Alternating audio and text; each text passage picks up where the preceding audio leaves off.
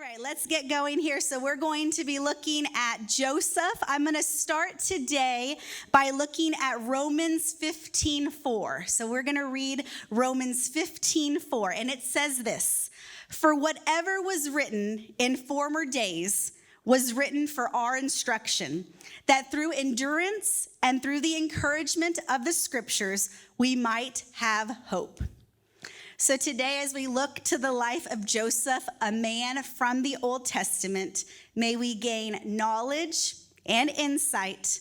And let's remember that the people and the stories of the Bible, whether we're talking about the Old Testament or the New Testament, are meant to inform us and are meant to educate us. So we're going to be looking at Joseph. His life can be found in Genesis 37 through Genesis 50. Now, whenever I'm talking about something in the Bible, especially a person, I like to get some context for just the overall part of that person's story and also where we are at in the Bible. So you'll see a visual up on the screen. Just remember, we started with the first man, Adam. Then we're thinking in your brain, we're at Noah. Then we're at Abraham. Then we're at Isaac. Then we're at Jacob. Then we're at Joseph, and then we're at Moses, okay? So in case, it's been a bit since you've read that part of the Bible, you'll know, okay, where are we at in relation to Joseph? So we're going to first take a look at Genesis 37. This is the start of Joseph's story, and this is what we learn. We first learn that Joseph is the son of Jacob. Now, God did at some point change Jacob's name to Israel. Joseph, at the time of his story, is 17 years old, and his job is essentially to pasture the flocks with his brothers. Israel, or Jacob, his dad, loved Joseph more than he loved any of his other sons. This is probably the story that we're most familiar with in regards to Joseph. Jacob gives Joseph a beautiful robe, and most of the brothers hate him because of this favoritism. The Bible actually says that they could not speak a kind word to Joseph. Now, they are the 11 half-brothers. They're born of Leah, not of Rachel, who is the mother of Joseph and Benjamin. And it does not help the situation that we learn that Joseph brought a bad report of the brothers to their father. So we've got a lot of family tension going on in this home. And during this time, Joseph has two dreams that he tells his brothers about, where it alludes to them one day bowing down to him. And of course, they hated him even more, and they have jealousy because of him. So as we know, the brothers conspired to kill Joseph. But one of them, Reuben, who is the oldest brother, said no to killing him, but instead to throwing him into a pit. And they do this, stripping him of the robe. Well, another brother, Judah, suggests that they actually sell their brother when they see a caravan of Ishmaelites traveling to Egypt. And they do so for 20 shekels of silver. So the brothers create a story that a fierce animal had killed Joseph, causing his father to mourn for many days. So at the end of this chapter, we learn that Joseph is sold into Egypt to Potiphar, who is an officer of Pharaoh, the captain of the guard. So here we see a very ugly turn of events that stemmed from family conflict, from hate, and from jealousy. And I'm reminded of James 2:1. And it says this: "My brothers and sisters, do not show favoritism as you hold on to the faith in our glorious Lord Jesus Christ." And I'm also reminded of what Solomon says in Song of Solomon 8:6, that jealousy is cruel as the grave. Now, we won't spend much more time looking at other aspects of favoritism and jealousy according to the Bible. But I will say here that this is a cautionary tale to be mindful of showing blatant favoritism and of allowing God to do a work in our life in relation to any jealousy that comes about. For it can cause people to think, it can cause people to do and to say things that are hurtful and harmful. So we're not given any information really about Joseph's reaction to these events in Genesis 37. But if you take a little snapshot in Psalm 105, 18 through 19, it says that talking about Joseph, his feet were hurt with fetters and his neck put in a collar of iron. So it's already a difficult journey, spanning many miles to go to Egypt. And all the while, Joseph is bound. And so they're going to put a map up on the screen, and you can see the very long journey. So up on the very top right, where there's a little green dot, that would have been about the area where Joseph would have started. And then we're going all the way down to Egypt. So you can see what would now be our modern areas. It's very far, very, very far. So we'll leave that up there for just a second so you can try and imagine what this would have been like for Joseph. So we're now going to read Genesis 39, and we're getting to the part of the story where Joseph has an encounter with Potiphar's wife. So I'm going to start reading in verse 2, and it almost reads like if you were watching a nightly show or a soap opera of some sort, okay? It really does. You're just this over and over, just crazy thing after crazy thing happening to Joseph. We're looking at chapter 39, starting in verse 2. The Lord was with Joseph, and he became a successful man, and he was in the house of his Egyptian master. His master saw that the Lord was with him, and that the Lord caused all that he did to succeed in his hands. So Joseph found favor in his sight and attended him. And he made him overseer of his house and put him in charge of all that he had. From the time that he made him overseer in his house and over all that he had, the Lord blessed the Egyptian's house for Joseph's sake. The blessing of the Lord was on all that he had in house and field. So he left all that he had in Joseph's charge, and because of him, he had no concern about anything but the food that he ate. Now Joseph was handsome in form and appearance, and after a time, his master's wife cast her eye on Joseph and said, "Lie with me." But he, Joseph, refused. And he said this to his master's wife, "Behold, because of me, my master has no concern about anything in the house, and he's put everything that he has in my charge. He is not greater in this house than I am, nor has he kept back anything from me except you, because you are his wife. How then can I do this great wickedness and sin against God?" And as she spoke to Joseph day after day, he would not listen to her, to lie beside her or to be with her. But one day, when he went into the house to do his work and none of the other men of the house was there, she caught him by his garment, saying, "Lie with me." But he left his garment in her hand and fled and got out of the house. And as soon as she saw that he had left his garment in her hand and had fled out of the house, she called to the men of her household and said to them, "See, he has brought among us a Hebrew to laugh at us. He came in to lie with me, and I cried out with a loud voice. And as soon as he heard that I lifted up my voice and cried out, he left his garment beside me and fled and got out of the house. Then she laid up his garment by her until his master came home. And she told him the same story, saying, 'The Hebrew servant whom you have brought among us came in to laugh at me. But as soon as I lifted up my voice and cried, he left his garment beside me and fled out of the house.' As soon as his master heard the words that his wife spoke to him, 'This is the way your servant treated me,' his anger was kindled. And Joseph's master took him and put him into prison, the place where the king's prisoners were confined, and he was there in prison. But the Lord was with Joseph, and showed him steadfast love and gave him favor in the sight of the keeper of the prison. And the keeper of the prison put Joseph in charge of all the other prisoners who were in the prison.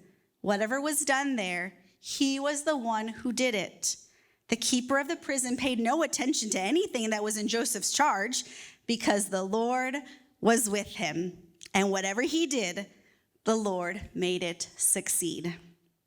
So we have 13 chapters dedicated to Joseph, 110 years of life. And as you keep reading, you learn that he gets out of prison because God uses him to interpret dreams.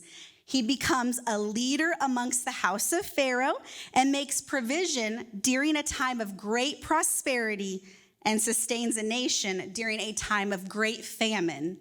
He also forgives his brothers, reuniting his family. Now, we don't have all the insight into his thoughts and to his actions, but we definitively know that Joseph described the situations of his youth and his young adult years as hardships and afflictions. We see that in Genesis 41, hardships and afflictions. And then my favorite part of Joseph's whole story, he describes his life circumstances as purposeful. In Genesis 50, 19 through 21, but Joseph said to them, he's speaking to his family, "Do not fear, for am I in the place of God? As for you, you meant evil against me, but God meant it for good, to bring it about that many people should be kept alive as they are today. So do not fear, I will provide for you and your little ones." Thus he comforted them and spoke kindly to them. "So you meant evil against me, but God meant it for good, to bring it about that many people should be kept alive." So throughout his life, we see that the Lord was with Joseph. It's repeated several times in that chapter. The Lord was with Joseph. Joseph is thrown into a pit, sold into human trafficking, separated from his family, and put in prison. Now, these are major, major incidents. And through them all, every one of them, the Lord was with Joseph. We see in extreme situations, God is with his people, and that's during biblical times, but that's also today. So we can be assured that God is willing, ready, and able to help us. And that help may not look like we want it to look, but God is with us, working things for his good, for our good and for his glory. And this happens for Joseph. This can happen for us. His suffering served a greater purpose. Specifically, his suffering served a greater purpose of saving people. So the Lord was with Joseph, and he's still with us today. And we see further evidence of this in the New Testament. If we look at Matthew 1:23, we see, "Behold, the virgin shall conceive and bear a son, and they shall call his name Emmanuel," which means God with us. And then again in Matthew 28:20, Jesus says to his disciples, "And behold, I am with you always to the end of the age." God was with Joseph in his suffering, and he is definitely with us in our challenges as well as in our successes. So let's take note that Joseph endured hardships, but he didn't just endure his hardships, he endured them with integrity. Now, integrity does not mean that someone does not have shortcomings. Integrity is a quality of being honest and having a very strong moral principles. It is a state of soundness and not being able to be corrupted. Now, for many people, situations like human trafficking, separation from family, and prison would be debilitating. And for many, these things would lead them to turn from God and to choose sin. But for Joseph, he chooses a path of healing and a path of good character. So we see that Joseph is honest. We see he's responsible. He chooses not to sin, and he forgives. He forgives. Joseph is one of the best examples of someone who truly was treated wrongly. His family deeply hurt him. He sustains major trials, and yet he extends forgiveness. He doesn't hold that back from his brothers. He doesn't use it against them with actions. He does not seek revenge. He doesn't let what they did to him dictate who he is. And I don't know if Joseph's healing and forgiveness was a bit more progressive or instant, but he follows the biblical mandate to forgive others for their wrongdoings. Now Joseph couldn't have been perfect, okay? Up until this point, it's like, this is an amazing person. He could not have been perfect.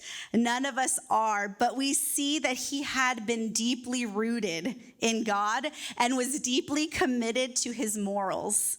And not only does Joseph endure his hardships, but he does it in such a way that honors God. And that's what I want to do with my life. Many people can endure many things. I think that the body can actually go through quite a lot. But not many people can endure many things in such a manner that shows trust, that shows surrender and obedience to God with love and with care for other people. And so many choose to endure small annoyances to brutal tragedy with hate, with unhealthy coping behaviors, with foul language, with disregard for other people, and the list could go on. But God calls us to endure with humility, and he calls us to endure with grace. God calls us to endure as Joseph did. We can infer that he endured appropriately because he continues to gain favor with people and rise in leadership. And many times I would say that I have endured hardships, but I've endured them with frustration. I've endured them with avoidance. I've endured them with anger, with deep sadness, with a host of other responses. But God calls us to respond to pain, and he calls us to respond to difficulties differently. So we see here in Romans 5, starting in verse 1, therefore, since we have been justified by faith, we have peace with God through our Lord Jesus Christ.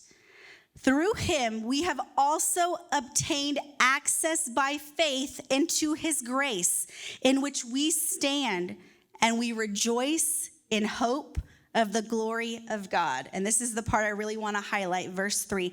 Not only that, but we rejoice in our suffering, knowing that suffering produces endurance, and endurance produces character, and character produces hope. And hope does not put us to shame, because God's love has been poured into our hearts through the Holy Spirit who has been given to us. So Joseph endured his hardships with integrity, and it would be my hope that we would want to do the exact same thing. Now, one of the areas that speaks great volumes to me in regard to Joseph and his integrity is his response to Potiphar's wife and her sexual advances towards him. Now, there is no indication of whether it was very easy for Joseph to dismiss her advances or whether he was tempted to succumb to them. But either way, he did not. So think of your own life. What easily tempts you? Or what is something that is currently tempting you? There are many things that are in no way a temptation to me. And if I come across them, I really can say no.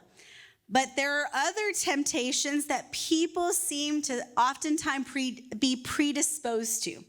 Maybe they are more of a draw or more of a craving.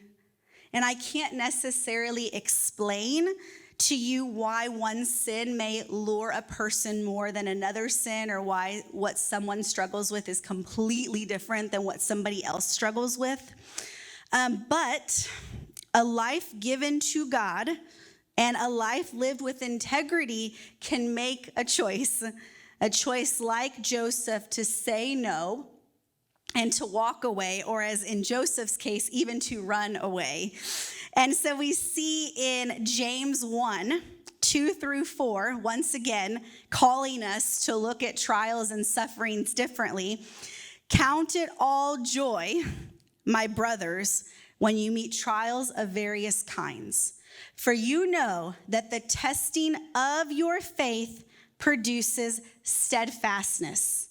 And let steadfastness have its full effect, that you may be perfect and complete, lacking in nothing. So we could discuss so much about Joseph, and we could dissect all of his leadership qualities and his characteristic traits. But for now, I want us to spend a little bit of time reflecting on what we've touched on so far, especially in regards to remembering that God is with us. We can live with endurance. We can have integrity. We can resist temptation, and we can forgive. So let's take a few minutes to stop here and to look at the reflection questions that are on your paper. Now, I'll be honest, the first three can be rather personal. So if that's something that you do not want to talk about at your table, then please, that can be something that is more for you and you alone. But I really would like you to discuss these leadership qualities and these characteristics of Joseph at your table and see what can we learn from his life and what can we implement as we live out what we're doing. So the first question calls you to answer this. Are you enduring with integrity? So look at what you are currently going through in your life. It could be something with a relationship. It could be something in finances, something at your job, a strained situation, a conflict, a strife, maybe an illness of some kind. What is it that you are currently enduring? And are you enduring that thing with integrity? And I would call you to look, if you're not, then what needs to change in your life? And if you are enduring with integrity, what needs to keep on happening? What do you need to continue to do? You'll see that the next question calls you to ask yourself, are you displaying integrity in your private life? Are you displaying integrity with your family, in your family life, your work life, and so on and so on? Is there a temptation that you need to turn away from and ask God to help you with? And finally, what leadership qualities or characteristics of Joseph's life do you want to incorporate or improve on in your own life?